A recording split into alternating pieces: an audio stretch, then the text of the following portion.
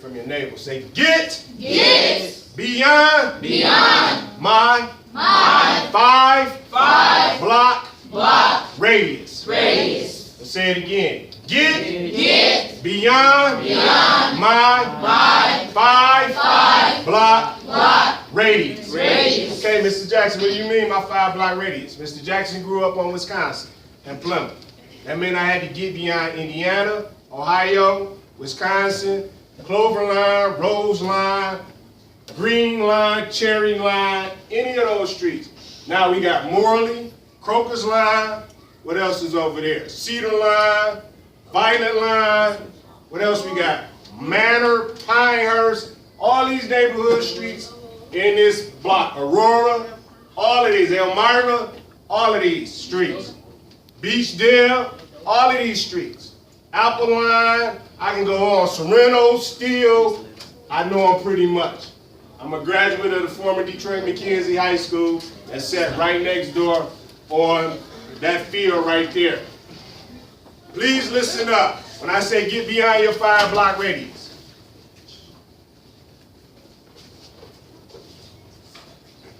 That means that you have to step out of the box.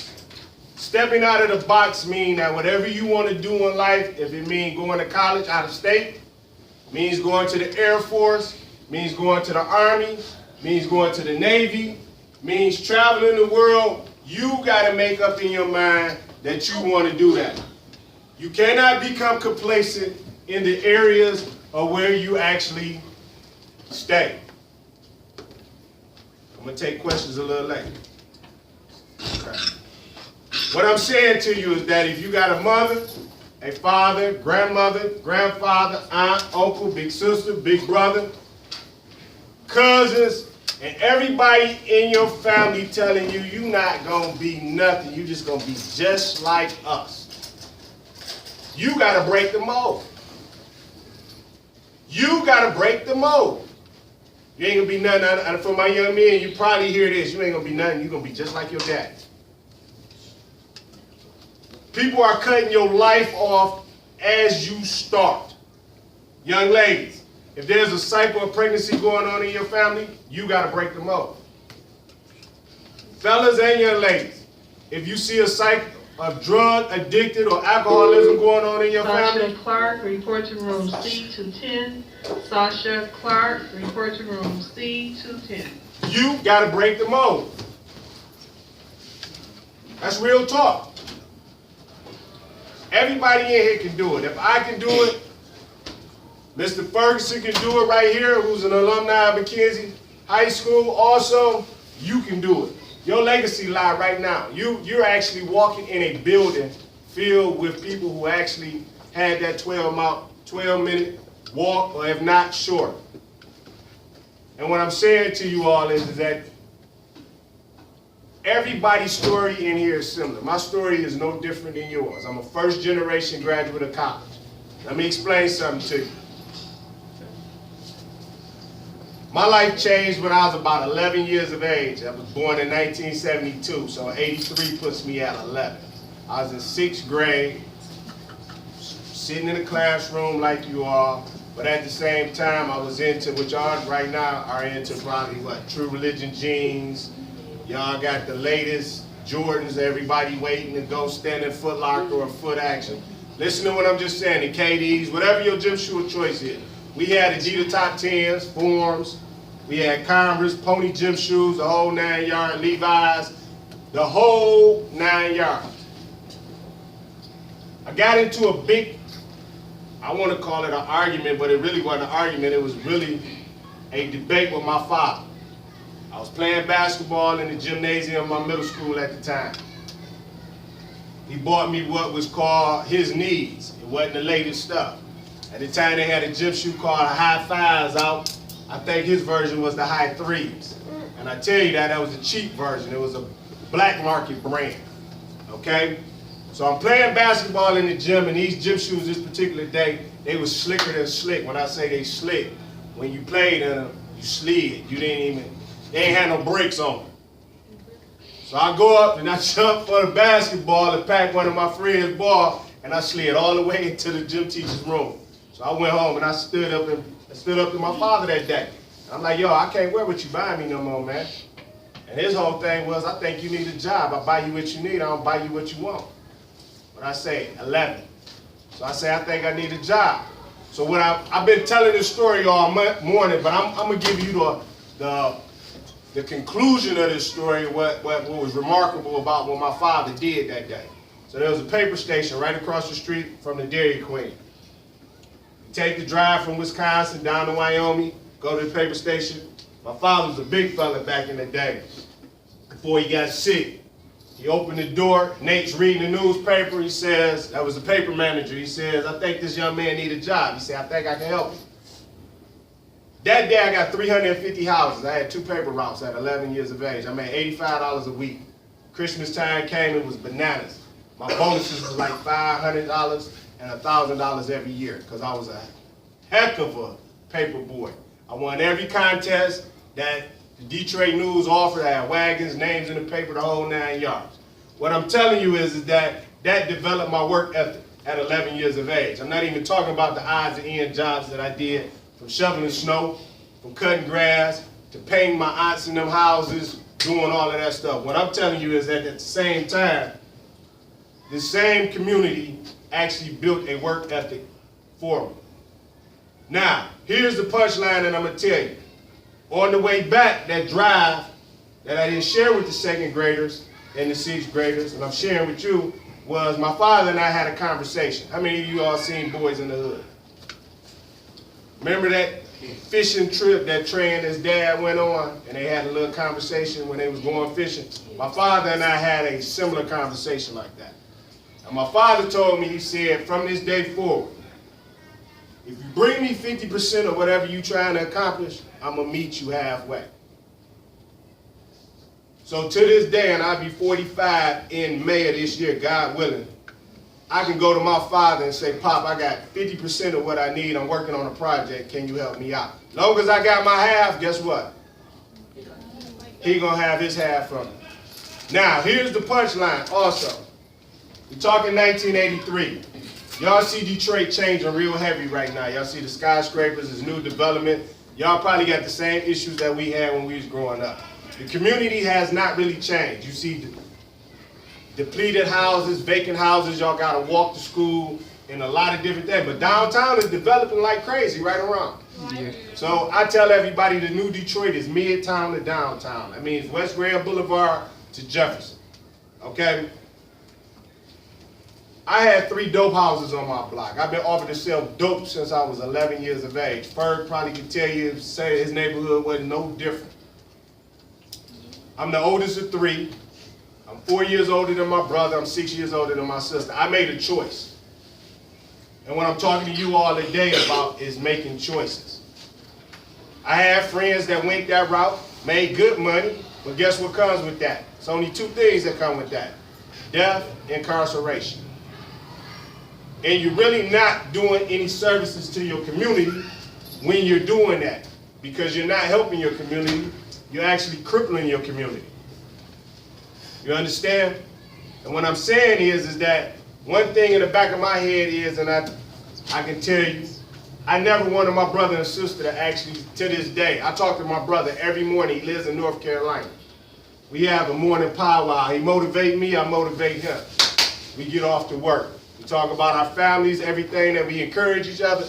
But if I made that choice, and I had many opportunities to go that route, that conversation would be different today. Because I never really wanted them to actually say, well, how they doing? Well, they got 10 on a 25-year bid. That didn't register right with me. And many of you sit here today with older siblings, cousins, aunties, probably parents that are incarcerated. It's all based on choices. Many of you might have anger issues because of some of the situations. You did not make that choice for that individual. You have a choice of your own, ladies and gentlemen. Your choice is to sit in a class, maintain that 3.0 grade point average, get a 21 or better on the ACT or 1100 or better on the SAT, get that free money that's out here, because it's free money out here for you all. And what I'm explaining to you all is that when I walked the halls of MacKenzie High School, I graduated with a 2.3 grade point average. That's because I majored in sociology. I played sports. I ran track, cross country. I did play a year on the JV football team, the whole 9 yards. But my master was socializing. That meant I could talk to the cutest girls in the building. I tell everybody I done brushed all the 360s out of my hair because I'm bald-headed right now. I stayed fresh the whole 9. I had Levi outfits on, top 10s, the whole 9 yards. If I wanted to dress up, I stayed with the latest gear. They had raw silk outfits out back then, tweed, slacks, pants, the whole 9. I could talk about the whole 80s era. But what I'm saying to you is that didn't make a difference because at the end of the day, I didn't get no scholarship to school. My father and I actually had to take out. I'm going to tell you the most important thing that happened to me. I got accepted at Henry Ford Community College. And I had to fill out my financial aid, and they offered me what was called a partial grant. Now, we talking 1990, fall of 1990. I think that was the first year my father cracked over $30,000 a year for a family of 5 in 1990. Henry Ford offered me $300 a semester. I laughed at it, really, because I'm like a partial grant. So I had to take student loans out. And then taking those student loans, I got to repay that. How many of you in here, by the show of hands, would love for your parents to not have to pay for your college tuition? Everybody's hands should be going up. Really, 2 hands. That can happen, ladies and gentlemen. Seriously, that can happen. If you take your education seriously, your parents would never have to pay for your college tuition. It'd be cool for you to call your mom and dad or your grandparents and be like, yo, I'm thinking about going on a college excursion. Can you send me some spending cash? Because they feel secure enough that your scholarships are paying for everything. You can get academic scholarships. You don't have to get just athletic scholarships. They got what's called Rhodes scholarships. They got scholarships for everything in the book. They got scholarships for left-hand people. They got scholarships if you wear Levi's for 5 days and write an essay on it.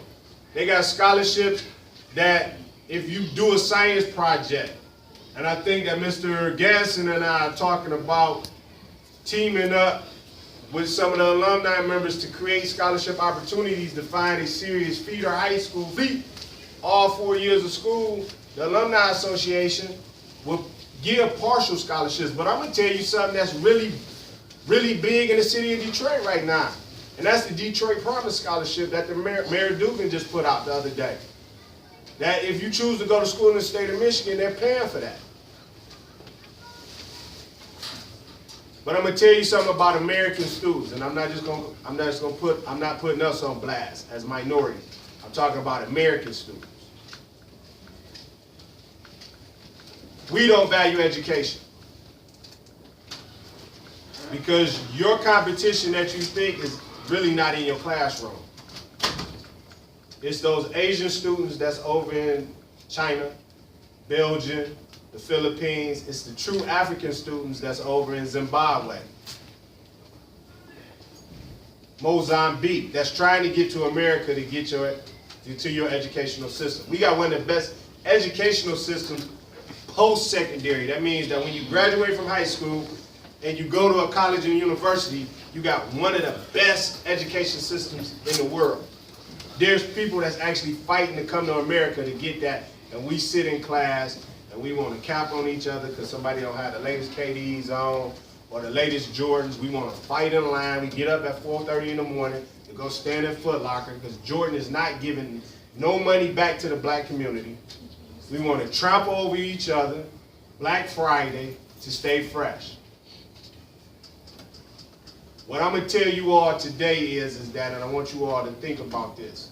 If you take your education seriously, you will never, ever have to come out of your pocket. And I'm going to use an example of one of my nephews. He graduated from Cass Tech, I want to say this 2015, because he's been at the University of Michigan. He got a 27 on the ACT. He got a 27 on ACT. He actually studied himself. He didn't even get trained or tutored by nobody. He studied himself and took it upon himself. He got a 27 on the ACT. He was short $8,000 for his full ride at University of Michigan. He went up for a summer program before school started in the fall, and he did his own research and found the $8,000. So when September came, he had a full ride scholarship. So my brother-in-law and them don't have to pay for none of that. His oldest brother is at Michigan State, got a younger sister that's a junior at Cass Tech now. But what I'm saying to you is that many of you all got to stay attentive. And I'm going to tell you about how I like how majority of you all are attentive now, but I got about 3 people in here slumped down in chairs. That's how I know that you're not attentive. So here's what I need a takeaway from you all today. When you're in your classes, just remember what I'm about to tell you. You're not grown yet, and even when you